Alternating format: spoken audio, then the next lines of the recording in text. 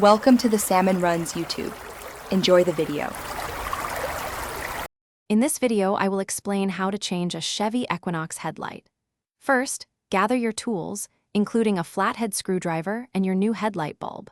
This task is straightforward and can usually be completed in about 15 to 20 minutes for each side. We will cover everything from accessing the headlight assembly to testing your new light, ensuring you can confidently perform this maintenance yourself. Let's get started with the initial preparation steps. To begin, open your vehicle's hood and find the headlight assembly that needs attention.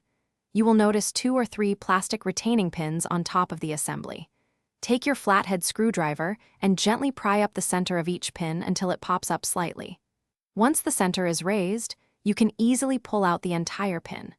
Set these pins aside in a safe place, as you will need them again later for reinstallation. With the retaining pins removed, gently pull the entire headlight assembly straight forward.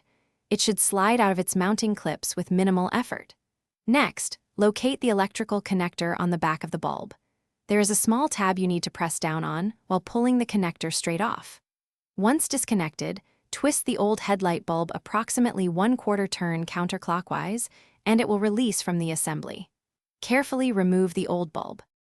Now, take your new headlight bulb, being careful not to touch the glass, and insert it into the assembly. Twist it clockwise about 1/4 turn until it locks securely into place. Reconnect the electrical connector, ensuring it clicks firmly. Carefully slide the entire headlight assembly back into its housing until it seats properly.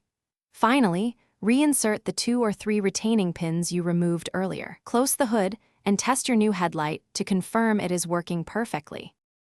Thanks for watching. Consider subscribing if we helped you.